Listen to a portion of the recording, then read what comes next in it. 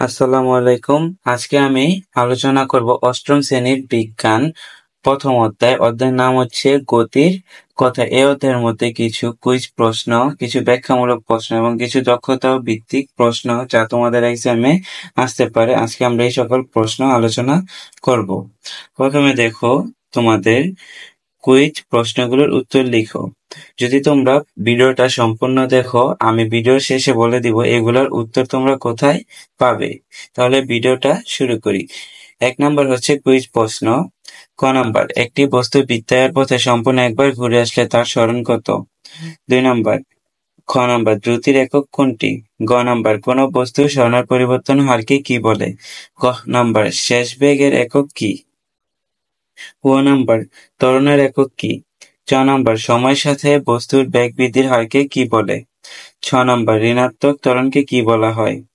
বর্গীয় জ নাম্বার, সুষম ত্বরণের একক কি? চ নাম্বার, কোন বস্তু স্থির অবস্থান থেকে যাত্রা শুরু করলে তার আদিবেগ কত হবে?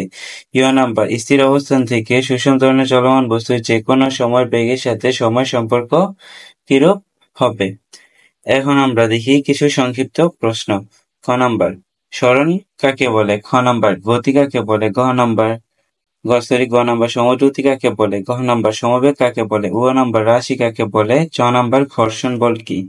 ছ নাম্বার, সুষম ত্বরণ কাকে বলে? জ নাম্বার, স্থির অবস্থান থেকে সুষম ত্বরণে চলমান বস্তুর ক্ষেত্রে বেগ বনাম সময় লেখার প্রকৃতি কেমন? ঝ নাম্বার, তাৎক্ষণিক বেগ কি? ই নাম্বার, দ্রুতি কাকে বলে? এখন আমরা কিছু ব্যাখ্যা সহ প্রশ্ন দেখব। সরণ বস্তুর গতিপথের উপর নির্ভর করে না, ব্যাখ্যা করো। গড় বেগ বলতে কি বোঝায়?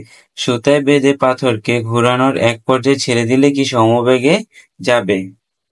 4 নাম্বার হচ্ছে দক্ষতা ভিত্তিক মূল্যায়ন। এখন আমরা কিছু দক্ষতা ভিত্তিক মূল্যায়নের প্রশ্ন দেখব। সমবেগে সরল পথে চললে ত্বরণ থাকে না কেন? বেগের পরিবর্তন হচ্ছে কিন্তু দ্রুতির পরিবর্তন হচ্ছে না, এটা কি সম্ভব? সম্ভব হলে দেখো। আশা করি এই প্রশ্নগুলো তোমাদের পরীক্ষা আসার জন্য অনেক বেশি গুরুত্বপূর্ণ। এগুলোর যদি উত্তর তোমাদের প্রয়োজন হয় তাহলে অবশ্যই কমেন্ট করো, আমি জানিয়ে দেব যেগুলোর উত্তর কোথায় পাবে। আজকে এই পর্যন্তই। ভালো থাকবে সবাই। আল্লাহ হাফেজ।